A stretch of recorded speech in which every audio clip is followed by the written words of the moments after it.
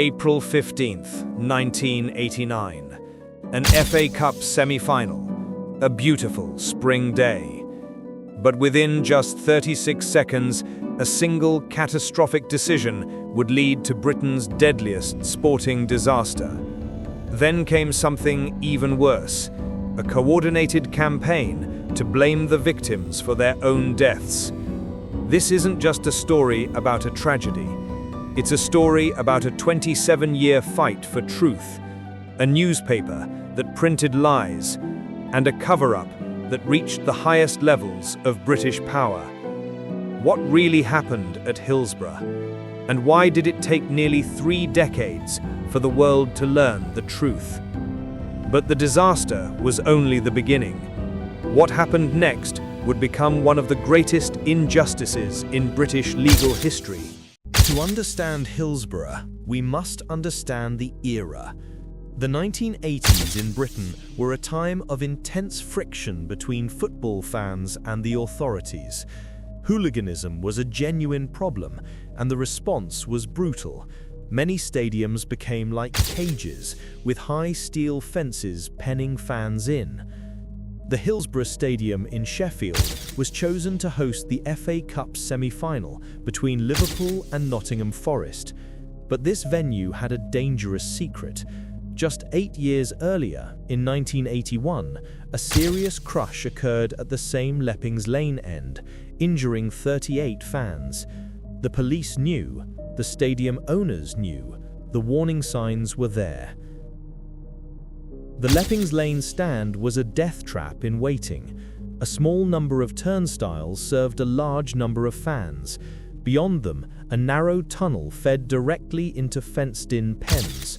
Once you were in, there was no way out. Making the situation more perilous was a critical change in police command just weeks before the match.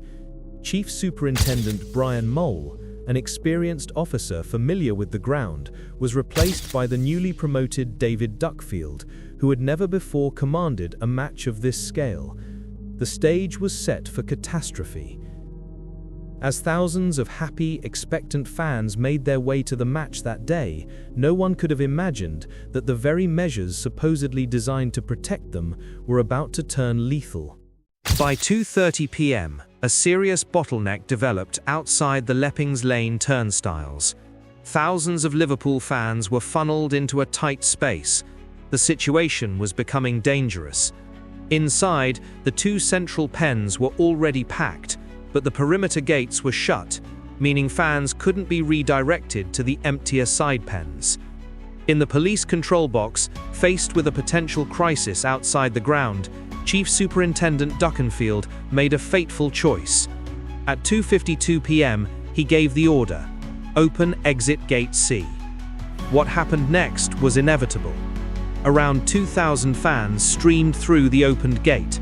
The natural flow of the crowd, down the slight decline of the tunnel, led them directly into the already overcrowded central pens.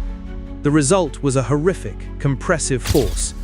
People at the front were crushed against the unyielding steel fences. Those in the middle could not move, their lungs unable to expand.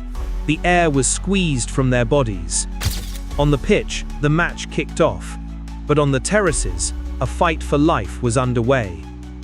At 3:06 p.m., the game was abandoned. The scale of the horror was becoming clear.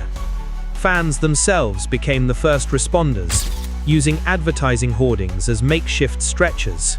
The police, trained for crowd control, were slow to recognize this was not a riot, but a rescue operation. The disaster was swift. The final death toll would reach 97 men, women, and children. But as the survivors tried to process the trauma and the families mourned their dead, a new horror was about to begin. One orchestrated not by chaos, but by calculation. Just hours after the disaster, while families were still identifying their loved ones, a different operation was swinging into action. In a police canteen, senior officers were crafting a narrative. The word went out: blame the fans. A false story was concocted and fed to the press. that Liverpool fans were drunk, violent, and ticketless, that they had forced Gate C open, that they had pickpocketed the dead and urinated on police officers. On Wednesday, April 19th, 4 days after the disaster, the Sun newspaper published its most infamous front page. Under the headline, "The Truth," it presented these police lies as fact. The editor, Kelvin Mackenzie, would later claim his only mistake was to believe a Tory MP, though he was later recorded saying privately, "All I did wrong was tell the truth." But the media betrayal was only part of the story. The official government inquest into the deaths, led by coroner Dr. Stefan Popper, delivered a devastating blow to the families. It ruled all deaths as accidental and controversially imposed a 3:15 p.m. cutoff time, meaning any evidence about the failed rescue efforts after that time was deemed irrelevant. The establishment had closed ranks. With the police, the press, and the legal system aligned against them, the family's fight for justice seemed impossible. But they had a weapon the authorities hadn't counted on, a love that would not die. For the families of the 97, the verdict of accidental death was an outrage. It began a war of attrition fought in meeting halls, in Parliament, and in the courts. They were ordinary people who became extraordinary campaigners. Their battle cry was simple: justice for the 97. They faced a wall of opposition. In 1997, Lord Justice Stuart Smith concluded there was no justification for a new inquiry. A private prosecution against Duckenfield and his deputy in 2000 collapsed. Hope was fading. The breakthrough came from a demand for transparency. The families fought for the formation of an independent panel to review all official documents.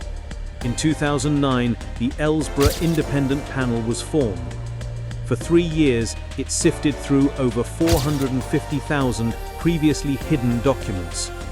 What they found was explosive. The panel uncovered the extent of the police cover-up. Evidence had been altered, statements were doctored, and a systematic attempt was made to smear the fans and deflect blame from the police. The truth, meticulously buried for 23 years, was finally seeing the light of day. On September 12, 2012, the Prime Minister, David Cameron, stood in the House of Commons and issued a full government apology. He revealed the panel's findings. The fans were utterly blameless. The safety of the stadium was inadequate. The emergency response had failed, and the authorities had waged a concerted campaign to hide their failures. The accidental death verdicts were quashed. A new inquest was ordered. The lies had been exposed in Parliament, but the final legal battle was yet to come. The new inquest would become the longest case ever heard by a British jury. What would the verdict be? The second inquests began in 2014 and lasted 2 years. For the first time, the full story was laid bare. The jury heard about the flawed police planning, the catastrophic decision to open the gate, and the failure of leadership on and after the day.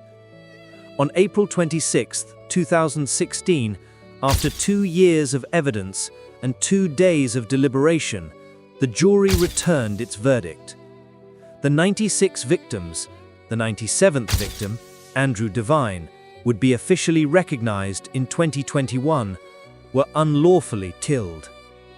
The verdict was a monumental victory. It meant that the deaths were not an accident, but a direct result of the grossly negligent failures by the police and ambulance services. After 27 years, the law had finally caught up with the truth. Justice had finally been served in the courts, but what is the legacy of Hillsborough?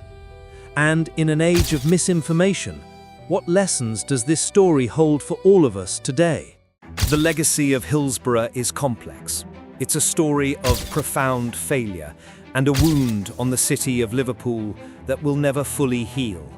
The boycott of the Sun newspaper on Merseyside remains almost total to this day, a powerful testament to the collective memory of a community wronged. But it is also a story of immense courage. The family's victory changed Britain. It led to major reforms in stadium safety, transforming football grounds from cages into the family-friendly environments we see today. More profoundly, it showed the power of ordinary people to take on the state and win. Perhaps the most powerful lesson of Hillsborough is more relevant today than ever. The disaster is now used as a case study in the UK Parliament to teach MPs how to recognise misinformation and disinformation. It stands as an eternal warning. We must always question the official narrative, hold power to account, and seek the truth, no matter how long it takes. 97 lives were taken, but their story did not end on the terraces of Hillsborough. It continued in the hearts of their families, in the solidarity of a city, and in a verdict that echoed around the world. It is a story that tells us that truth, though it may be delayed, can never be permanently defeated.